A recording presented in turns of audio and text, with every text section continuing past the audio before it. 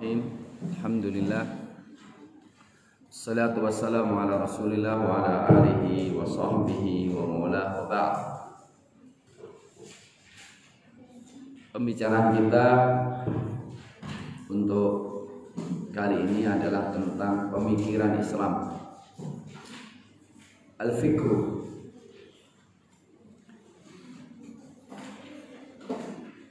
Kita tahu bahwa berfikir fariidah syar'iyyah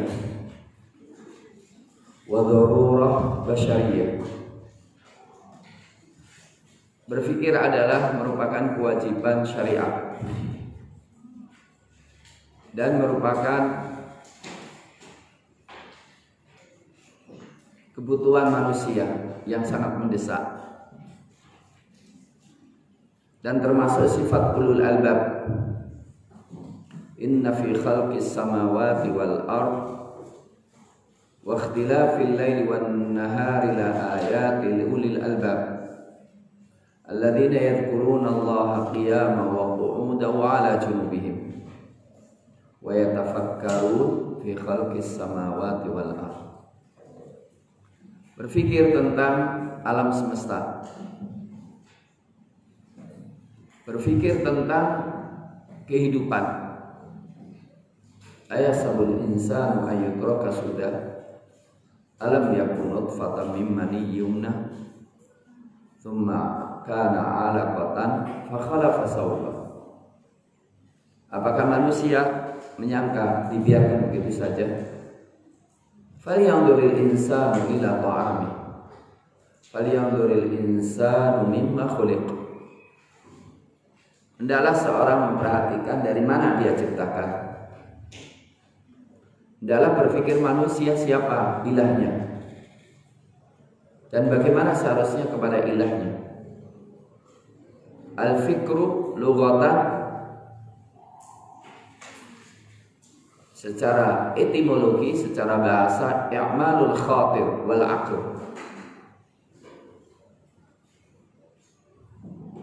menggunakan akal dan pikiran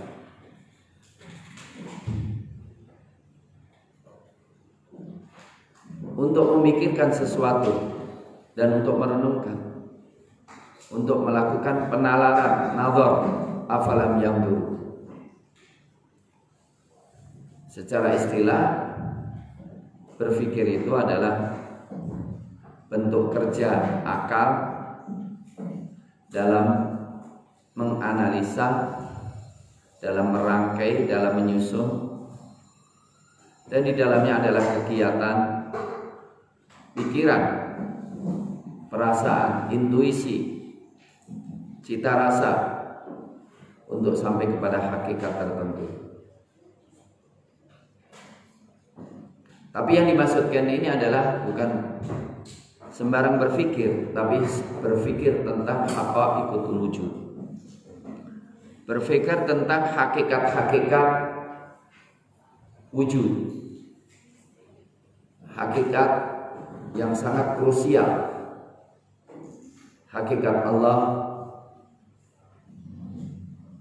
hakikat uluhiyah, hakikat manusia, hakikat kehidupan, hakikat alam semesta.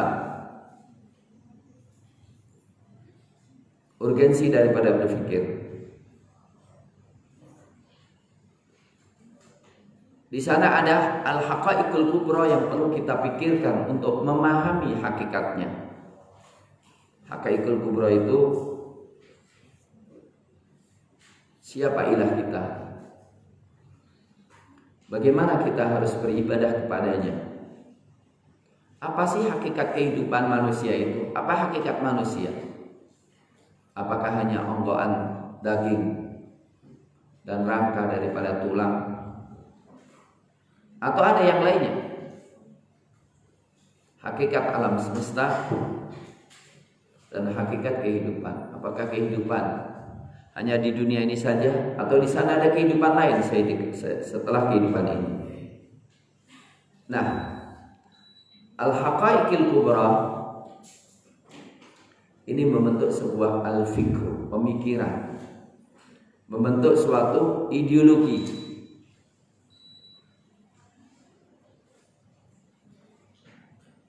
Ketika kita berpikir tentang apa hakikat kehidupan kita, idealis kita apa, pasti kemudian selalu berpikir bagaimana seseorang mempertahankan dan mewujudkan eksistensinya. Ketika seorang berpikir siapa ilahnya dan menemukannya, maka kemudian dia berpikir bagaimana cara membuat keridhaan Khaliknya kepada dirinya. Ketika seorang berpikir bahwa ternyata kehidupan itu bukan kehidupan yang sementara, ada kehidupan yang jauh, maka kemudian dia berpikir bagaimana bahagia dalam kehidupan yang lama itu, kalaupun dia tidak mendapatkan kebahagiaan di dunia. Dan kalaupun dia mendapatkan kehidupan di dunia, dia tahu kehidupannya sementara. Maka bagaimana dia bisa mencapai kehidupan setelah kehidupan yang sementara ini? Itulah al-fikru yang kita maksudkan. Dan pemikiran ini yang akan mendasari corak hidup kalian, sistem hidup kalian. Bagaimana memenuhi kebutuhan makannya dan minumnya, bagaimana mengisi waktu-waktu yang penting, bagaimana mendidiknya, bagaimana mengelola negara, bagaimana interaksi sosial antara satu dan yang lainnya. Yang diyakini bahwa sistem tersebut, cara tersebut membawa kepada kebahagiaan.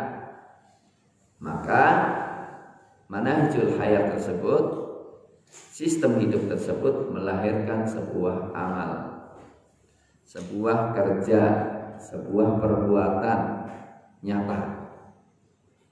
Baik amal yang dipengaruhi oleh manhajul hayat tadi, disetting oleh manhajul hayat tadi. As-sulukul fardi. Apa sulukul fardi? Tingkah laku individual, sikap individual.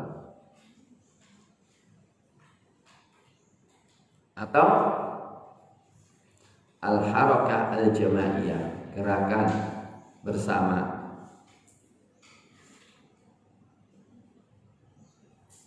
Aksi bersama.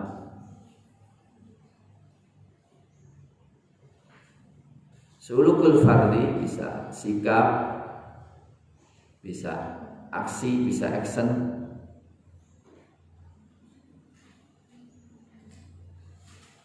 Dan ini semuanya dipengaruhi oleh sebuah sistem yang diyakininya. Entah sistem begitu lengkap atau sederhana. Jadi apa yang kita lakukan pasti ada pertimbangan-pertimbangan dalam pikirannya, dalam hatinya. Nah, perlu kita ketahui bahwa ini mencakup seluruh manusia dan seluruh agama, seluruh ideologi, komunis, kapitalis, Kristen, Hindu, Buddha. Pasti semuanya berangkatnya daripada al-haqaiqil kubra ini. Pemikirannya, ideologinya dari al-haqaiqil kubra. Termasuk manhajul hayat, pokoknya undang-undang sistem dan undang-undang pendidikan, sistem dan undang-undang seni dan budaya, sistem dan undang-undang ekonomi, politik, pasti berangkat daripada ideologi. Gak mungkin kecuali berangkat daripada ideologi. Dan perbuatan kita setiap hari itu berangkat daripada ideologi. Hanya saja berpikirnya ada yang cepat, ada yang lambat. Kita melakukan sesuatu karena yakin itu bermanfaat, dan kita tidak mau melakukan karena tahu itu bahaya. Ya.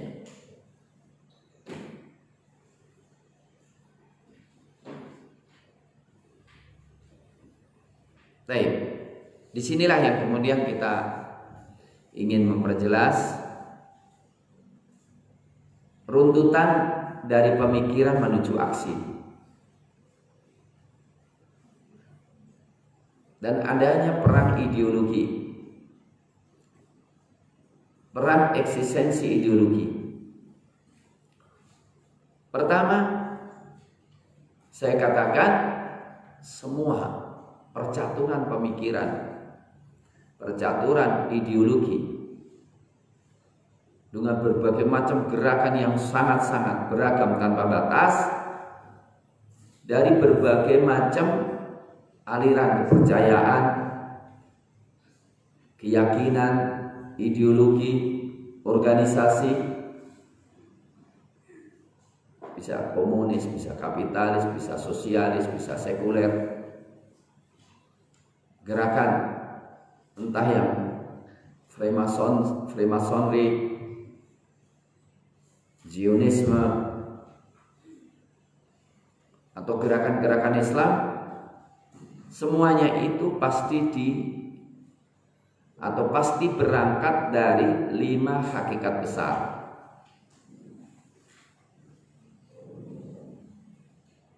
Cuma karena cara pandangnya berbeda, sumbernya berbeda, maka hasilnya berbeda. Walaupun sama-sama berangkat dari Tuhan, tapi kalau Tuhannya beda, ya hasilnya beda. Tapi semuanya ingin mencari Tuhan. Semuanya ingin menyembah Tuhan. Cuma karena Tuhannya beda yang disembah dan caranya juga beda, maka hasilnya beda pula. Semuanya ingin memperkuat eksistensi diri. Cuma cara pandang bagaimana yang eksistensi diri, apa itu kemuliaan, karena beda maka hasilnya juga beda dalam menyikapi tertentu. Baiklah, saya ingin mulai dulu dari paling dasar. Al-haqaiqul kubra.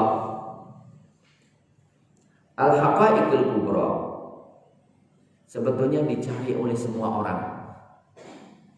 Pertanyaan yang menggelitik setiap hari dalam dirinya, dan itu akan membentuk sebuah pemikiran. Dan haqaiqul kubra tidak lepas dari 5 hal ini. Pertama, al-uluhiyah.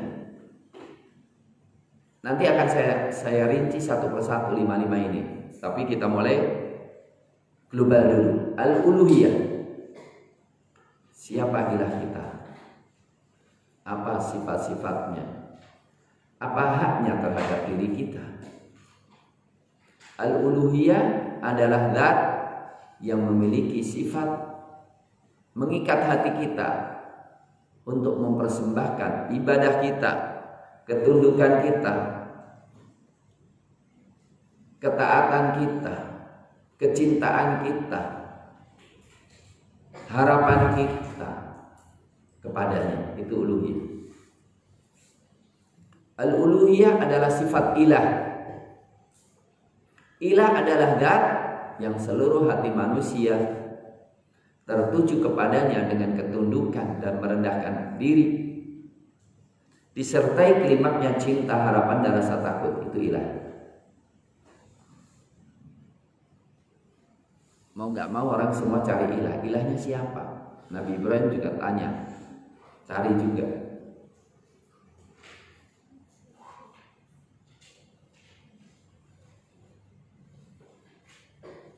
Al-uluhiyah. Dan uluhiyah ini punya pengaruh besar.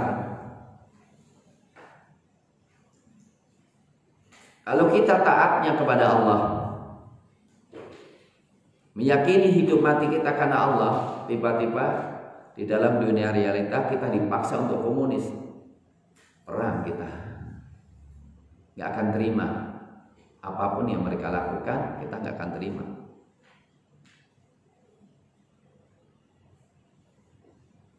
Dulu ada, kita lihat nih,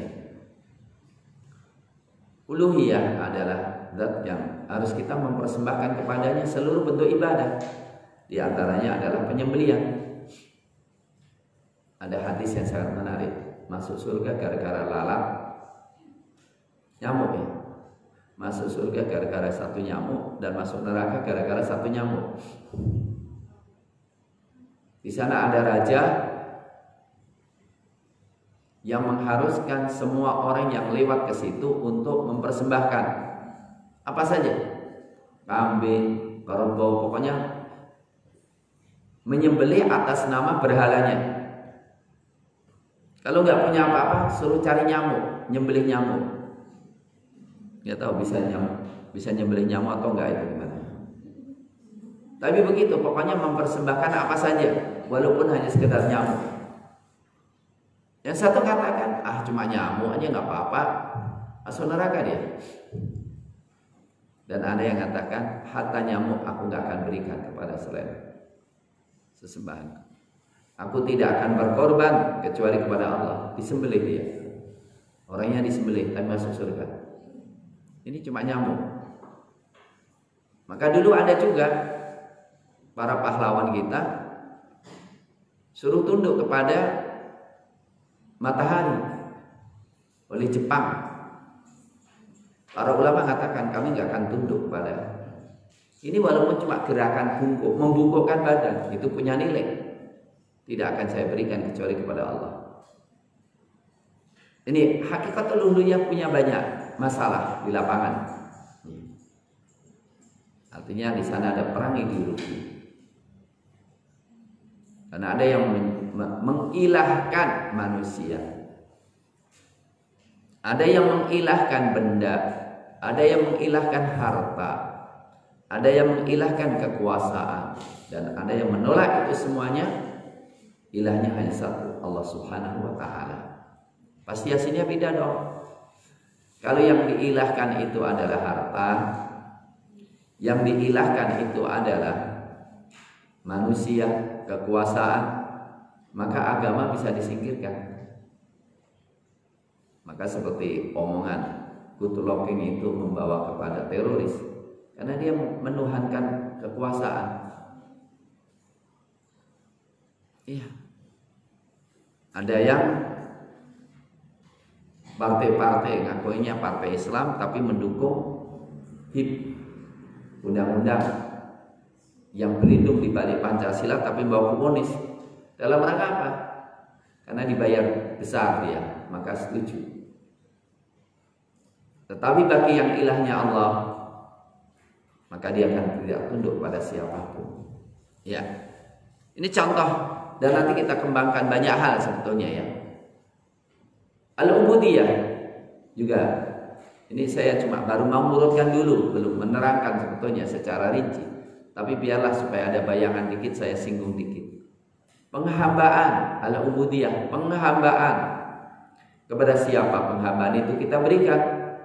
Bentuk penghambaannya kayak apa? Syarat-syaratnya apa? Itu juga punya pengaruh besar. Sangat indah ukhtuna Muyassar atau siapa ya, yang ikut perlombaan, kelihatannya juara perlombaan internasional ya.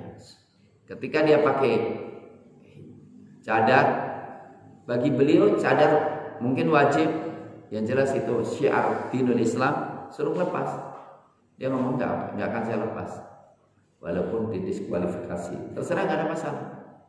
Karena apa? Ini ibadah saya kepada Allah. Gak akan saya tawar-tawar. Untuk canda aja. Kemudian jadi berita viral yang cukup luas. Dulu jilbab. Ya, jilbab. Pada tahun 80-an dulu.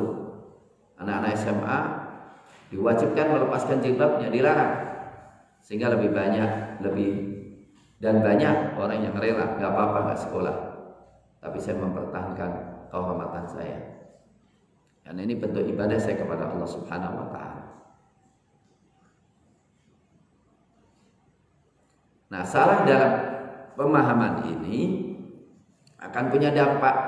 Contoh, sekarang itu banyak yang katakan dia sangat religi, tidak pernah ketinggalan sholat duha, tapi dia korupsi. Artinya dia tidak memahami bahwa tidak korupsi bagian daripada ibadah. Dia membawa mukena kemana-mana, tapi pakaiannya seksi banget. Karena dia tidak melihat bahwa pakaian bagian daripada ibadah. Ini contohnya. Jadi di antara yang mempengaruhi besar adalah al-ubudiyah. Maka ini menjadi apa? Menjadi target kita, menjadi visi kita. Kemudian hakikat manusia. Nah, ini juga manusia itu apanya sih? Kemuliaannya di mana sih? Apa tujuan hidupnya? Ini juga merupakan hakikatul kubra. Apakah manusia pada umumnya sampai pada hakikat ini? Enggak. Filosofi cuma mengatakan apa hakikat manusia? Hayawanun natiq,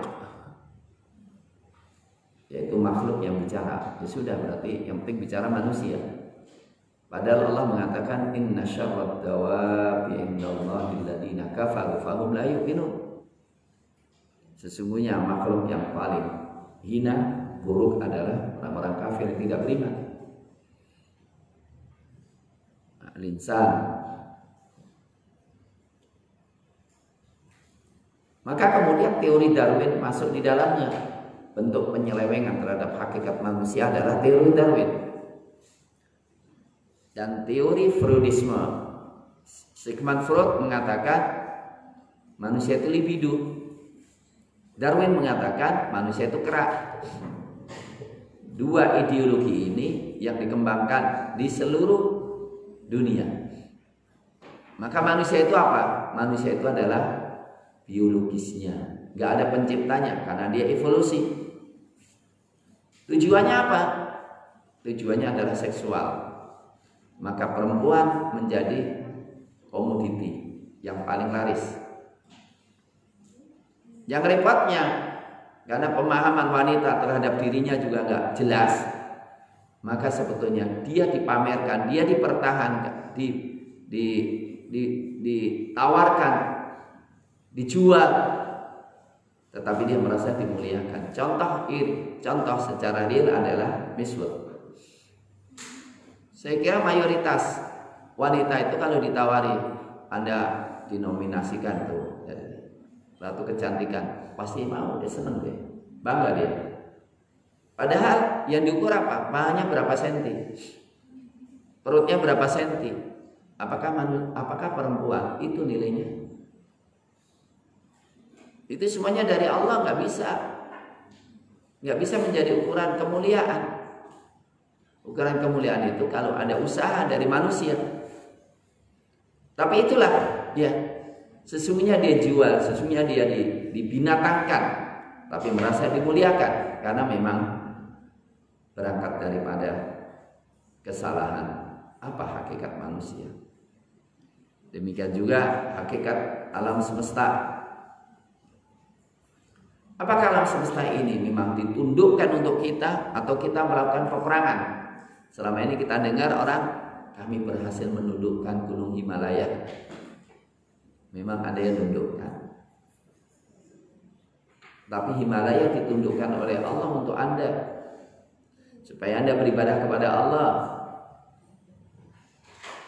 Bukan Anda yang menundukkan. Subhanalladzi sakhkhara lana hada wa ma kunna lahu muqrinin wa inna ila rabbina lamunqalibun. Kemudian hakikat kehidupan. Wah, ini panjang hakikat kehidupan ini. Berlembar-lembar gak habis. Almarhum Allah yarham Ustaz Ahzami Sami'un, teman saya, telah menulis disertasi 1000 halaman tentang hakikat kehidupan. Iya, hakikat kehidupan ini penting banget. Orang yang nggak tahu agamanya, sangat renggang hubungannya dengan Allah, bergelimang dalam kemaksiatan, tapi tenang aja. Yang penting apa? Makan, minum, sehat, ada kerjaan. Dia tidak pernah gundah dengan posisinya, hubungannya dengan ibadah, berarti orang itu bermasalah dalam memandang hidupnya. Lain dong orang yang menganggap hidup cuma dunia ini saja dengan orang yang menganggap dunia ini sementara. Hakikat kehidupan adalah akhirat. Wa inna daral akhirat alahiyal hayawan laukan ya'lamun. Nah, penjelasan singkat dan nanti akan kita rinci lagi. 5 hal ini sebetulnya sama, semua agama sama mencari 5 ini. Tapi kok beda ya? Lucu ya. Semua yang dicari adalah Tuhan, peribadatan, manusia, alam, dan kehidupan. Semuanya nyari itu. Cuma hasilnya beda. Karena apa? Ya jelas dong. Kita ingin nyembah Tuhan. Kemudian keras nyembah Tuhan. Kok Tuhannya beda? Padahal semua yang dicari Tuhan. Semuanya ingin melakukan penghambaan, peribadatan. Tapi kok beda ya? Kalau kita sujud dan ruku, kalau meninggal dikuburkan, lah kalau hidup dibakar, kan berarti beda. Kita ingin mulia, tapi kemuliaan kita adalah dengan menutup aurat dan ibadah kepada Allah. Sebagian orang kemuliaan itu, gengsi itu, ham itu telanjang, bebas telanjang. Loh, kok beda ya? Iya, karena di mana letak perbedaan? Literasinya beda, sumber pemahamannya yang beda. Literasi, jadi literasi itu penting. Literasi yang akan menentukan cara pandang. Yang kedua, manhaj talaqi, konsep menggali ilmu dan hikmahnya itu yang berbeda. Ya, jadi literasi yang berbeda, metodologi pendekatan berbeda akan melahirkan ideologi yang berbeda pula.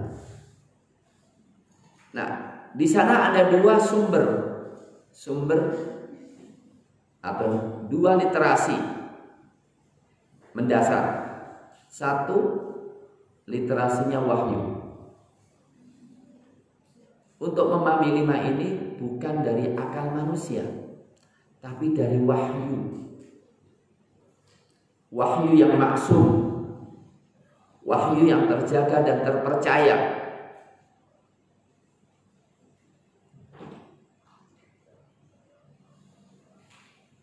Dan ada yang menggunakan akalnya sebagai sumber. Al-aqlul mujarrad, akal murni. Akal murni. Yang satu melihat 5 ini di luar jangkauan akal manusia. Semuanya gaib. Semuanya gaib. Manusia itu zahir, tetapi hakikatnya, rohnya gaib. Nasibnya di akhirat kelak gaib.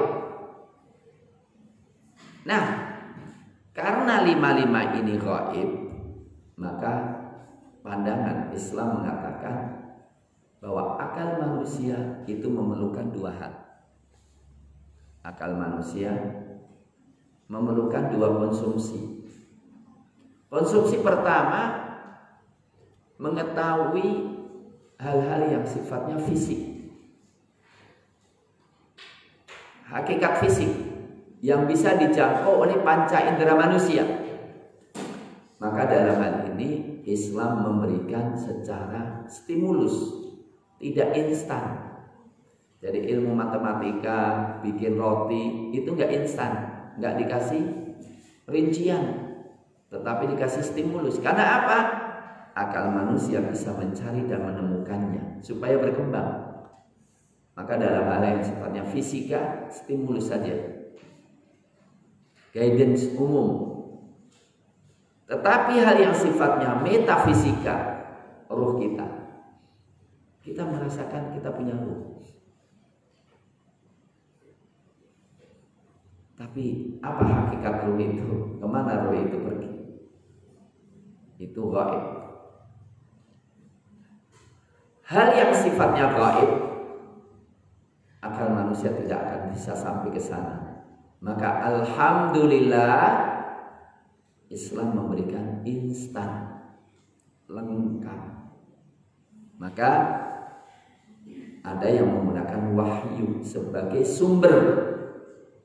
Wahyu atau al-khabar as-shadiq, berita yang benar dengan transmisi yang terpercaya. Transmisi itu artinya urutan manusia yang menukil, nakal menukil. Jadi ada yang literasinya wahyu, wahyu yang terjaga kepada kita, yaitu Quran dan Sunnah Nabi. Akalnya di mana? Akal sebagai instrumen untuk memahami wahyu. Akal tidak pernah jadi sumber, karena akal memerlukan sumber yang lainnya. Dalam masalah ideologi, dalam masalah hakikatul kubra, world view,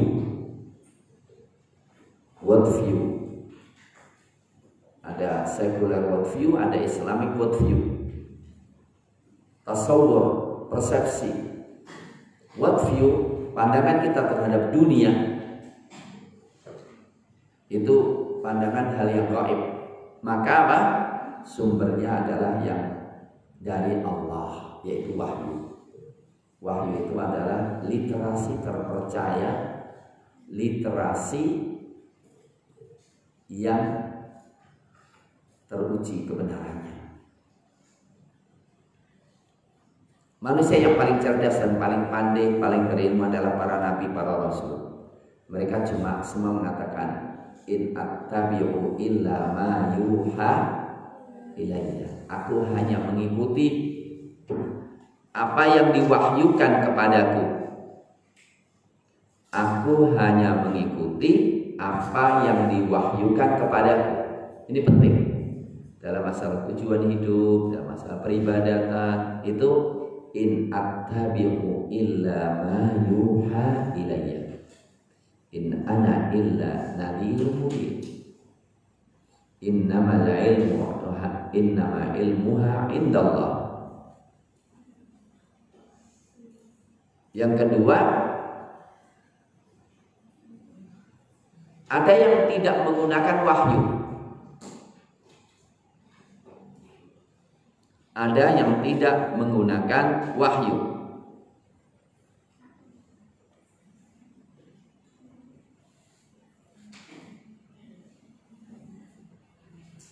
Tapi menggunakan apa? Akal. Jadi meres-meres akal untuk tahu siapa Allah. Al-aqlul mujarrad, hanya akal, buang wahyu sama sekali. Itulah semua filsafat. Jadi filsafat Karl Marx, filsafat Aristoteles, Plato, John Locke, Abraham Maslow, semuanya itu hanya menggunakan apa? Akal mujarrad, nggak pakai wahyu sama sekali. Maka dari dua ini melahirkan dua ideologi yang berbeda. Kalau dasarnya adalah wahyu dan akal digunakan untuk memahami apa yang Allah sampaikan. Karena kalau ada yang dekat, kenapa harus jauh? Kalau ada yang terpercaya, kenapa mengambil sesuatu yang meragukan? Maka kemudian lahirlah al-fikrul islami. Al-fikrul islami adalah ideologi Islam yang didasarkan atas wahyu dalam memahami memahami hakikat kubro. Ideologi Islami adalah ideologi yang berdasarkan wahyu dalam memahami haqaiqul kubro yang 5.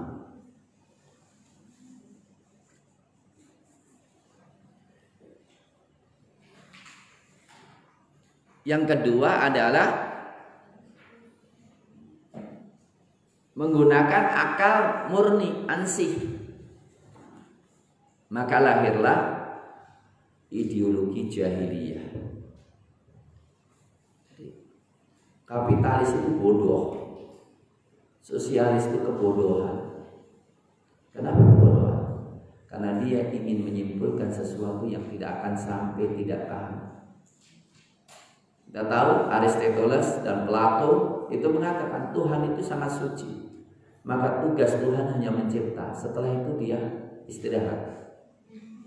Dia tidak perlu memikirkan alam semesta. Terlalu suci Allah. Sehingga apa? Alam semesta tanpa aturan apapun dari Tuhan. Maka manusia bebas mengelolanya.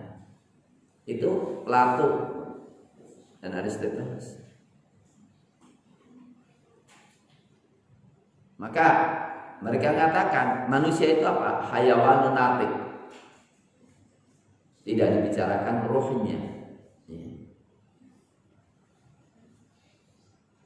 Maka mereka mengatakan in hiya illa hayatuna dunya namutu wa nahya wa ma yuhlikuna illa dahr. Hidup ini ya cuma dunia ini saja, hidup mati cuma dunia, selesai. Maka apa? Lahirlah filsafat materialisme. Kalau kita mempelajari tentang ideologi falsafat jahiliyah banyak banget. Ada yang namanya apa? Relativisme. Relatif, semuanya relatif. Tuhan ada nggak ada itu relatif, tergantung kita katanya. Hak dan batil itu relatif. Menzinai seorang bagi pelakunya baik-baik aja, menikmati suatu yang anggur katanya. Tapi bagi yang beragama pasti suatu kemungkaran besar. Saya katakan global dulu aja, global dulu. Ada orang-orang, bukan ada, banyak sekali para filsuf menolak wahyu. Dia menggunakan akal untuk merenungkan dan untuk menyimpulkan hakikat besar. Itu bodoh. Kenapa bodoh? Karena akal manusia terbatas. Manusia itu yang dia ketahui dengan gak yang ketahui, lebih banyak gak kita ketahui. Manusia itu sumbernya cuma telinga, mata, dan informasi yang dilihat dengan yang tidak dilihat. Lebih banyak yang tidak dilihat. Yang dia lihat dipahami dengan yang tidak dipahami, lebih banyak yang tidak dipahami. Maka manusia itu bodoh sebetulnya. Memerlukan bimbingan, memerlukan petunjuk, memerlukan pengajaran. Nah, al-fikrul islami melahirkan manahijul hayah ar-rabbaniyah. Pemikiran yang Islam itu mendesain dan melahirkan sistem-sistem kehidupan yang rabbani. Kehidupan yang dibimbing oleh Allah, pendidikannya Islami, ekonominya Islami, rabbani, politiknya juga rabbani. Olahraganya, seninya, budayanya, militernya Islami, rabbani. Dan itu pasti melahirkan al-amal al-islami. Amalan-amalan yang islami. Amalan islami itu mencakup sulukul Islam, sikap yang islami. Pemaaf, tegas, pegang prinsip, kelembutan, memberikan ihsan, peduli, dan melahirkan gerakan bersama.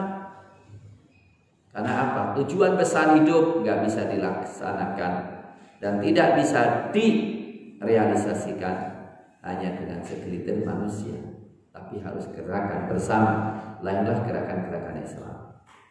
Aslinya gerakan Ikhwan Muslimin, gerakan HTI. Itu gerakan yang disadari bahwa tujuan hidup besar, maka perlu ada gerakan bersama. Penyelewengan gerakan-gerakan itu tergantung dalam kelurusan ideologi ini. Karena apa? Ada juga gerakan-gerakan Islam yang nyeleweng. Karena apa? Cacat di dalam ideologinya. Namanya Syiah. Nah, Syiah udah keluar dari Islam dan jauh daripada Islam. Karena apa? Pandangannya terhadap uluhiyah kacau dia gitu kan. Dia menganggap bahwa imam-imam mereka Tuhan gitu kan. Imam-imam mereka maksum, maka kacau nanti hidupnya. Ya. Seperti teokrasi ya, teokrasi. Teokrasi itu boleh nggak? Apa teokrasi? Teokrasi itu negara yang kepala negaranya mengaku wakil Tuhan, pasti nggak pasti benar dan tidak akan salah, maka rakyat harus tunduk apapun. Itu kan salah besar itu. Kepala negara itu bisa salah, bisa benar.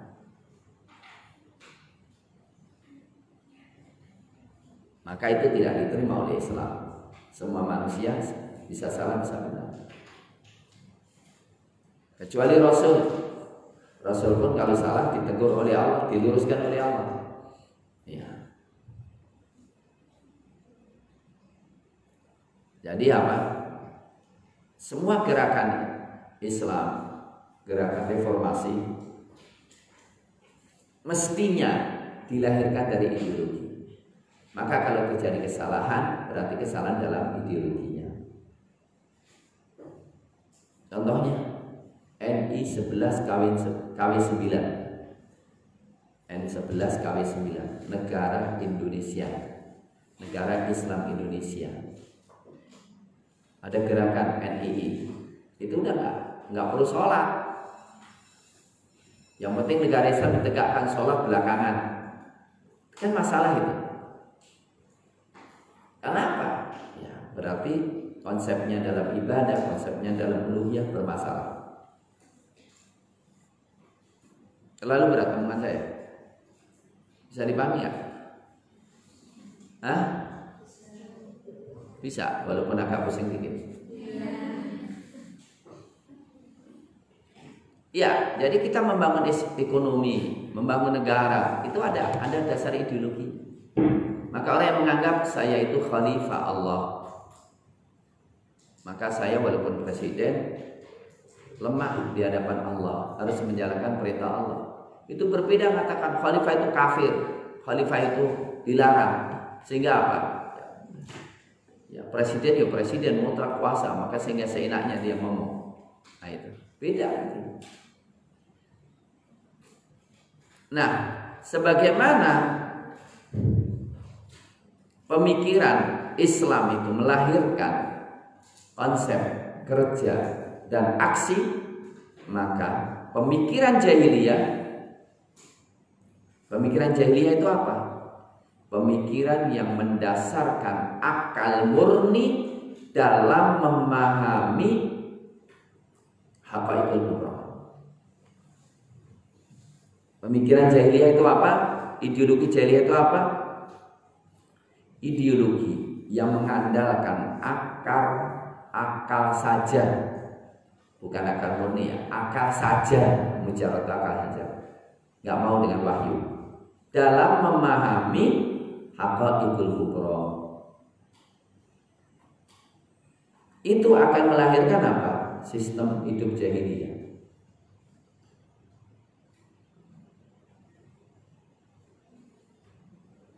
Contohnya penyelewengan di antara para siswa. Dulu itu ada seorang santri, dia SMP-nya pertama kali tidak di sini. Itu dia, jadi satu kelas ketemu. Pokoknya kita semua komitmen, semua kita harus pacaran. Eksistensi kita harus satu pacaran. Kalau enggak, itu kan masalah itu. Itu kemudian melahirkan gerakan saling mendukung. Kalau yang nggak punya pacar dicarikan supaya dapat pacar. Ini kan gawat ini kayak gini.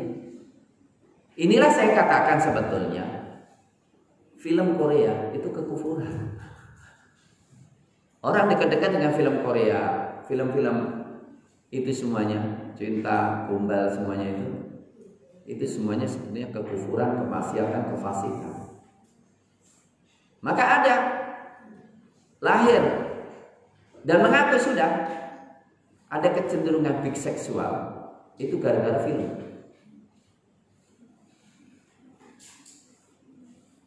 Bahkan perlu kalian ketahui, game-game itu ada yang ngajari bagaimana memperkosa orang.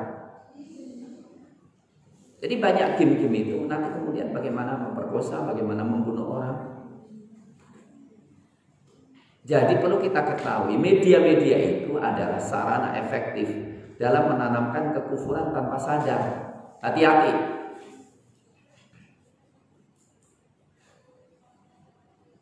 Kan banyak game-game yang ujungnya adalah bunuh diri.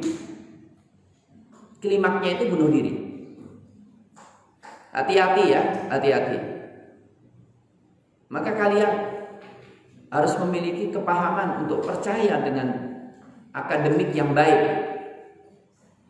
Bahwa ketika kita menentukan suatu aturan itu pasti ada pertimbangan-pertimbangan.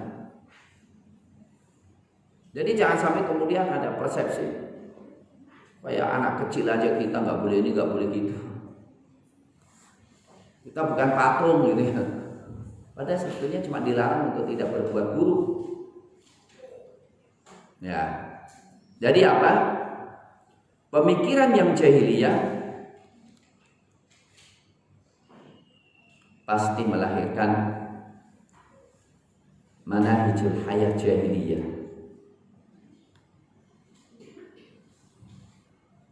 Manhajul hayat jahiliyah. Maka kan sudah ada itu menteri olahraga dulu udah dicopot ya. Ngomong apa? Judi itu nggak ada masalah. Ini juga ada usulan supaya ganja itu diberdayakan, bebas. Perlu kita ketahui itu masuk di dalam undang-undang. Kemarin ada perjuangan untuk menggagalkan PSK, PKS. PKS itu apa?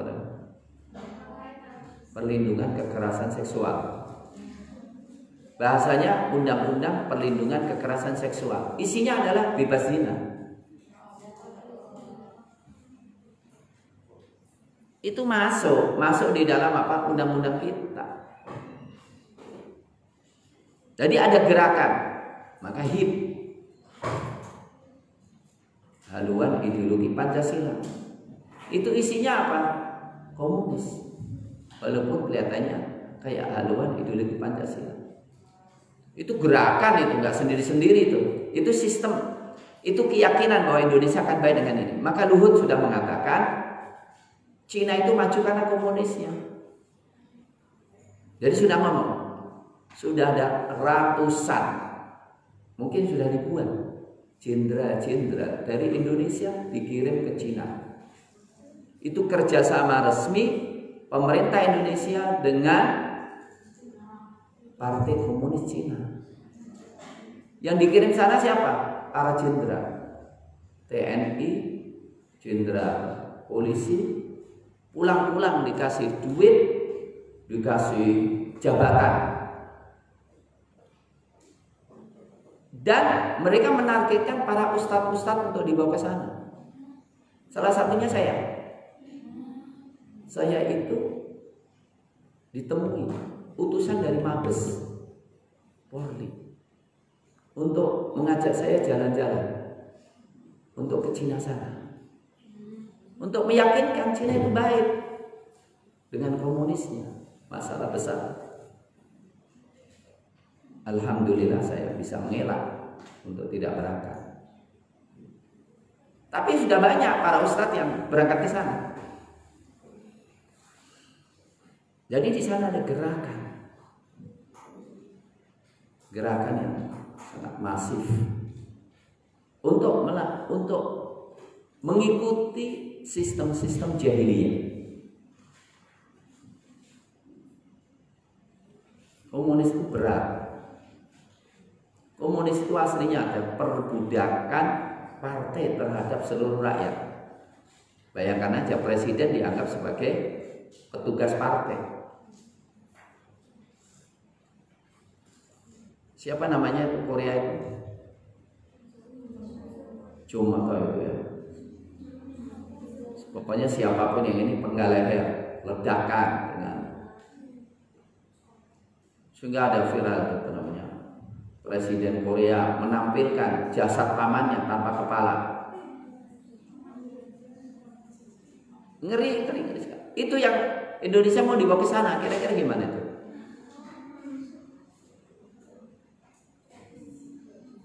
Nah, manahijul hayah jahiliyah ini juga melahirkan kelakuan-kelakuan jahiliyah. Salah satu contohnya, bersama Menteri Agama menyerang good looking, dan sudah ada penyerangan good looking fisik, yaitu Ustaz Ali Jabir. Di sana ada ditangkap 50 orang melakukan pesta seks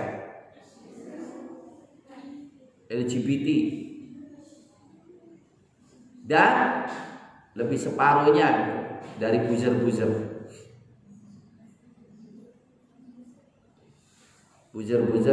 yang mendukung penguasa,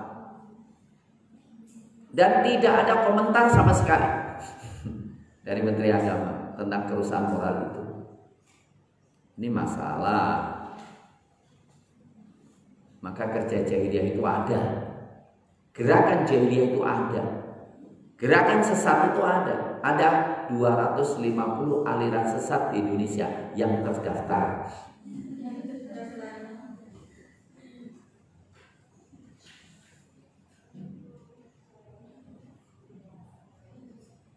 Pemikiran yang jahiliyah, keyakinan yang jahiliyah juga akan melahirkan apa?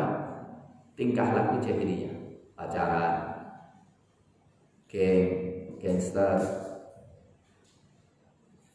mabuk-mabukan bersama, pesta seks.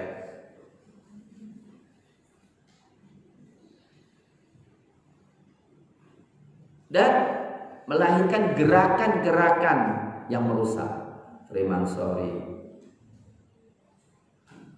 Zionisme, apalagi komunisme, semua gerakan-gerakan yang merusak itu berangkat daripada pemikiran ini. Maka saya katakan pemikiran, ideologi, at-tasawwur lil wujud, persepsi untuk wujud alam semesta, sesuatu yang sangat krusial.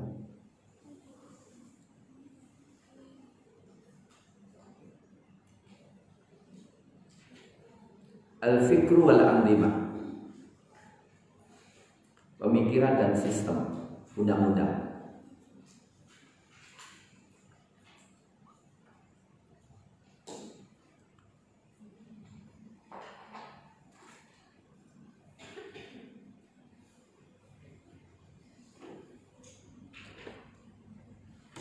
At-tasawwur lil haqa'iqil kubra, persepsi. Tasawwur itu persepsi, pandangan. Tapi yang maksud bukan hanya sekedar pandangan, keyakinan, pemahaman dan keyakinan. Lil haqa'iqil kubra, untuk hakikat yang besar. Inilah inti daripada sebuah al-fikr, sebuah pemikiran, sebuah ideologi. Ideologi itu apa? Ilmu tentang keyakinan, itu ideologi. Ide, ilmu tentang ide tentang hakikat wujud. At-tasawwur lil haqaiqil kubra, persepsi tentang al-haqaiqil kubra, cara pandang tentang dunia, world view, itu membentuk sebuah al-fikr. Jadi Wa yatafakkaruna fi khalqis samawati wal ard, sampai pada derajat Rabbana ma khalaqta hadza. Ya Allah, seluruh alam kok berjalan dengan penuh kebenaran. Matahari itu tidak pernah terlambat loh dalam terbitnya, sesuai dengan jadwal yang diberikan. Maju mundurnya itu jadwal itu. Jadi ketika matahari itu mundur sedikit, itu bukan mundur, itu jadwal itu. Kenapa? Matahari itu kalau mundur dikit, jauh dikit dengan waduh, nanti bumi bisa beku semua. Ya, ketika kita lihat rembulan, lihat matahari, lihat alam semesta, ya Allah, begitu rapinya, begitu kerjanya, disiplinnya. Nah, kok lihat kita ini sudah adzan lewat setengah jam, kok ke masjid kok belum ada yang di dalam. Qomat nggak tahu sudah ada atau belum ketika qomat itu. Letir satu-satu. Salat subuh itu, salat asar. Ini kan sia-sia hidup ini ya. Alam semesta untuk kita, mestinya kita bukan untuk alam semesta, untuk Allah. Nah, kalau sholatnya terlambat, ini gawat ini hidup kita, kok sia-sia gitu. Masa 3 tahun kok nggak selesai Quran 30 juz itu ya lucu banget ya. Apalagi 6 tahun. 6 tahun kok 30 juz nggak selesai, kan lucu ya. Hidup kita untuk apa itu kira-kira? Masa membaca Quran 1 bulan nggak khatam padahal dalam kondisi menghafal Quran.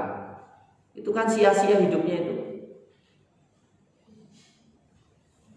Maka Rabbana ma khalaqta hadza batila, termasuk diriku ya Rabb.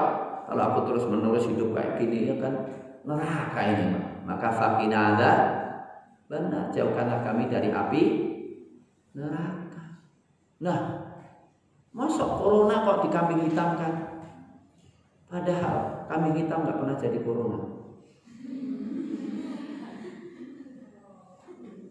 Kan mestinya ketika di rumah itu kan hafal Qurannya mesti lebih cepat selesai kan. Nah, masa dia sudah di rumah, waktu bebas loh kok Qurannya belum selesai, itu gimana? Ada apa ini kan? Ya, belum apa corona, ya Allah. Itu coba corona kalau marah gimana itu? Jangan, kasihan corona itu. Corona itu baik banget. Kenapa? Gara-gara corona ada orang yang tadinya sulit untuk menghafal Quran, akhirnya dihafal Quran gara-gara corona. Gara-gara corona ada yang bisa mengeluarkan buku berjilid-jilid. Masa corona dari Allah dikambing hitamkan? Ada yang gitu nggak? Ada? Nggak ada? Ada nggak yang mengkambing hitamkan corona? Ada. Dia tahu corona hitam ya, dia dikambing-kambingkan hitam. Nah, al-fikr ini yang melahirkan nizam baik tarbawi. Kenapa Quran yang komprehensif harus dijadikan kurikulum? Karena manusia itu rohnya, bukan jasad.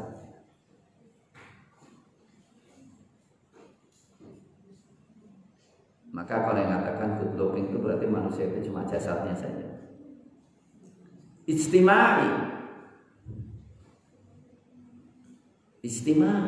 yang memuliakan orang tua, yang menyayangi yang lemah, melindungi yang lemah.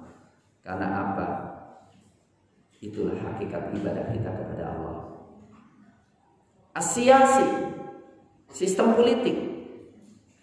Penguasa tidak masuk, penguasa tidak penguasa hakiki. Dia pelayan. Dalam Islam siasat apa? Pemimpin itu khadimuhum, qadidul qaumi khadimuhum, amirul qaumi khadimuhum. Amir pemimpin itu malah pelayan. Dia terakhir kali yang makan, dia yang melayani bawahnya.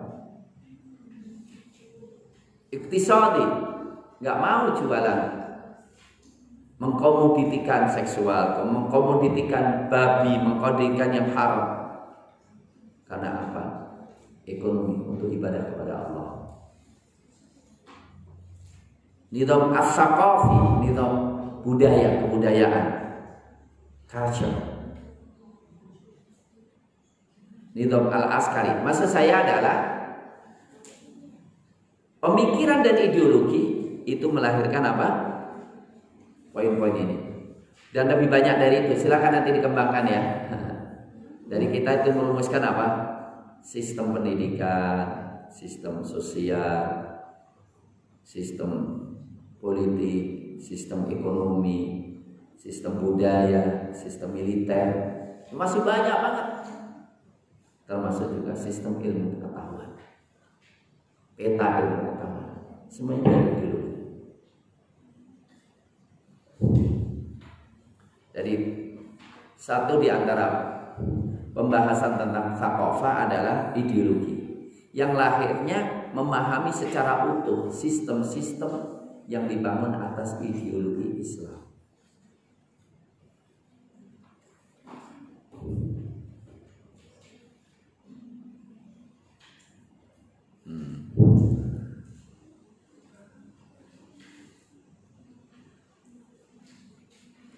Al-fikri was suluk.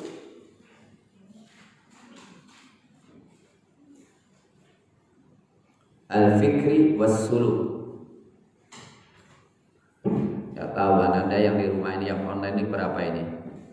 Sini.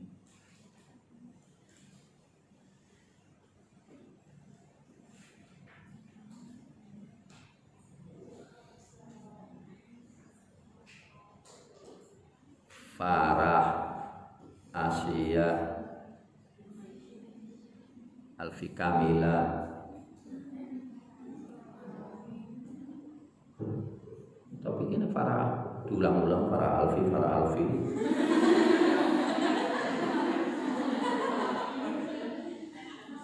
Sani Sofi, Farah lagi, Ajar Sabita, Rizka Ania, Farah lagi. Ya, ini muncul dikiranya 25, ya ternyata cuma 2 orang.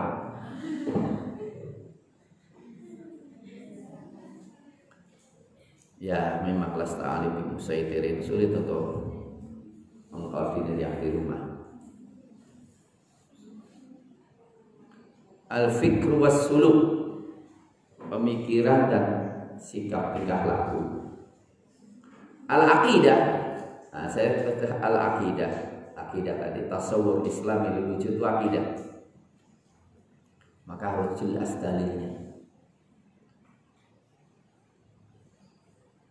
Manusia dari Nabi Adam, manusia pertama yang sempurna itu akidah, bukan kerak. Jadi manusia itu lahir sudah berkebudayaan yang tinggi, memakai pakaian, punya ilmu pengetahuan, punya karya. Itu manusia pertama itu menjadi sebuah ideologi yang melahirkan nizam. Nizam melahirkan amal, amal melahirkan 2 amal. Ini penting. Tingkah laku individual. Al-amal al-fardi, yaitu apa? Makan, minum, tidur, cari kerjaan, menikah. Itu amal fardi. Melahirkan suluk, tingkah laku, waktunya untuk apa dihabiskan. Termasuk al-mawaqif, sikap-sikap. Kalau kalian ditawar orangnya cakep, santun, kaya, diterima nggak ngelamar? Terima. Ternyata kerjaannya adalah pengedar narkoba.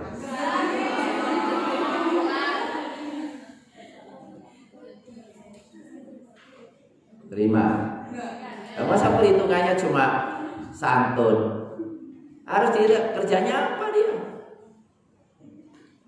Mungkin nggak? Mungkin. Sangat mungkin dan banyak. Santun, hafal hafal Quran, kaya, lamar diterima?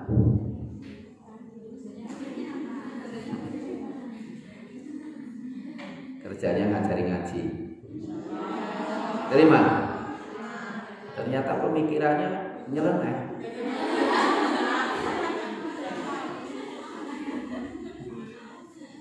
Itu tergantung cara pandang kita.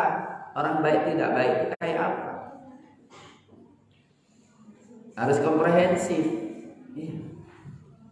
Mawakif sikap. Mawakif contohnya apa? Contohnya, kita mendengar saudara kita dibantai. Bagaimana sikap kita? Nah ini, empati tidak.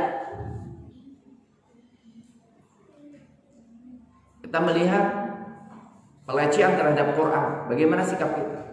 Mawakif. Itu juga didikte oleh akidah. Jadi akidah itu mendikte banyak hal. Di antaranya mendikte apa? Sikap-sikap. Pamannya sekarang ini ada usaha untuk mengkriminalisasikan kaum muslimin. Ada undang-undang yang mengatakan pondok-pondok pesantren seluruh Indonesia harus punya izin dari pusat. Kalau enggak, maka pengelolanya dipidana, penjara 10 tahun dan denda 1 miliar. Padahal minta izinnya nggak gampang, dipersulit pasti. Itu kan berarti apa? Mengajari kalian Quran adalah sebuah tindakan pidana yang harus dipenjara. Jadi undang-undang itu mengancam kami untuk diperkarakan di waktu-waktu tertentu, harus masuk penjara. Itu yang terjadi itu di Indonesia itu. Jadi di Indonesia sudah ada apa? Sertifikasi dai. Jadi orang yang ceramah harus punya sertifikat. Kalau nggak boleh ceramah. Sementara yang dikasih sertifikasi harus yang ngomong seluruh agama sama. Kan berarti apa? Suatu saat kita ngomong pidana karena nggak punya sertifikasi, penjara. Indonesia itu sudah mengarah kepada kehancuran itu. Sikap kita apa? Maksud kita diam aja? Itu didikte oleh ideologi kita. Maka kalau kalian itu hanya pikirannya yang penting aku selesai nanti masuk ke kedokteran kayak ini duitnya banyak, masalah. Bisa habis kita semuanya, dia habis. Maka harus ada perlawanan terhadap kedzaliman ini. Perang terhadap kedzaliman. Ngomong apa? Ya nanti mati. Memang kalau diem nggak mati. Sama matinya. Benar nggak? Benar nggak? Orang kafir kalau sudah berkuasa tidak akan membiarkan yang diem atau nggak diem. Pokoknya Islam habisin. Innahum iyadharu alaikum yarjumukum aw yu'idukum fi millatihim wa lan tuflihu idzan abada. Jadi nanti suatu saat beragama itu adalah pidana. Terjadi enggak? Terjadi.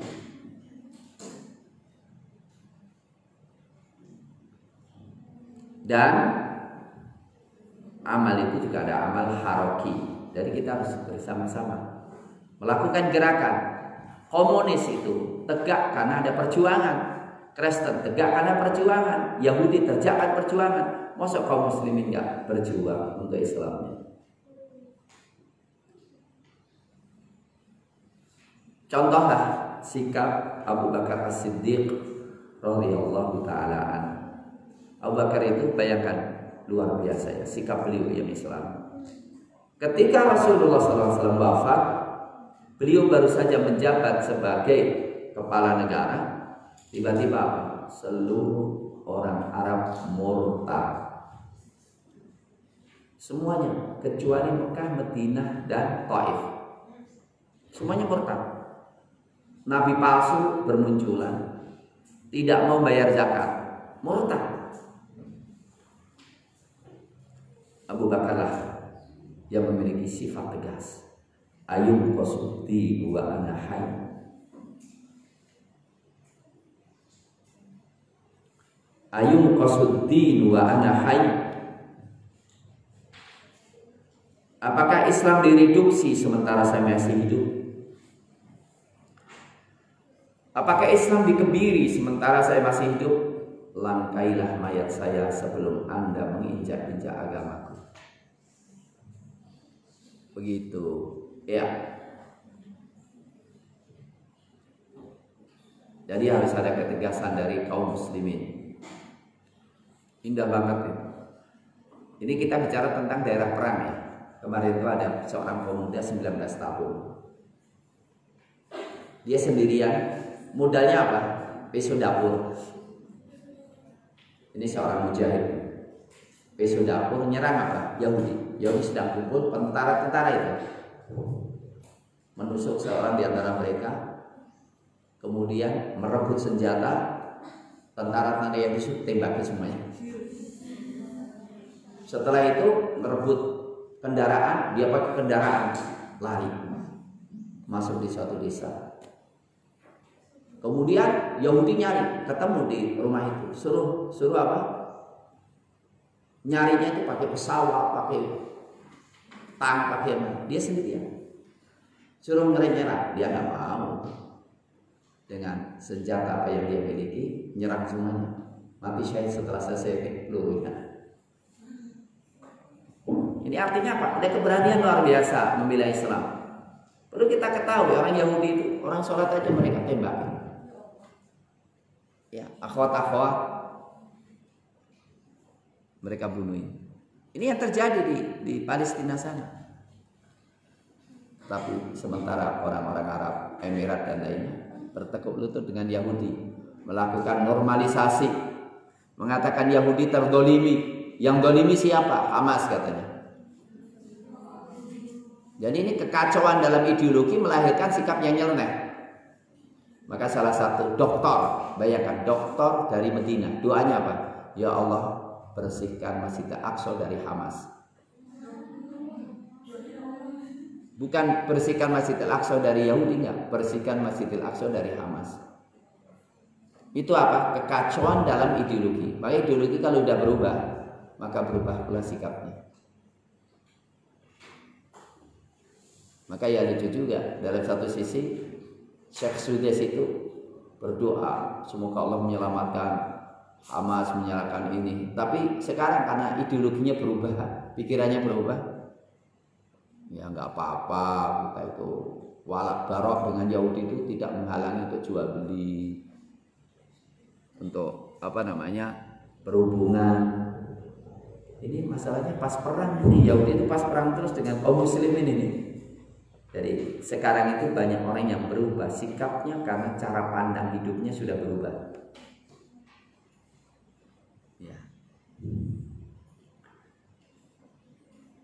Maka bagaimana seorang profesor, rektor Universitas Islam mengatakan bahwa musuh besar Pancasila itu adalah agama. Yang sebelumnya menjadi ketua penguji disertasi doktoral menghalalkan zina. Jadi zina itu tidak haram kalau zinanya sembunyi-sembunyi. Karena dulu namanya ada milkul yamin. Milkul yamin itu apa? Budak. Sekarang milkul yaminnya diganti apa? Pacaran. Sehingga ketika pacaran di hotel, santri-santriwati nggak ada masalah. Yang penting tidak terang-terangan di depan pondok. Itu pemikiran mereka itu kekufuran dalam tingkat yang paling tinggi, itu kemurtadan, dan itu disahkan oleh seorang rektor yang sekarang menjadi ketua Dewan Pembina Ideologi Pancasila. Pertama kali jabat yang ngomong musuh besar Pancasila itu adalah agama. Saya katakan yang saya omongin ini masalah krusial dalam kehidupan kita. Dan sudah baik memakan korban para kiai, para ulama, para tokoh, para intelektual, profesor. Jadi korban, hancur akidahnya, hancur ideologinya, kelakuannya begitu busuknya gara-gara masalah rusak ideologi. Saya kira begitu ya.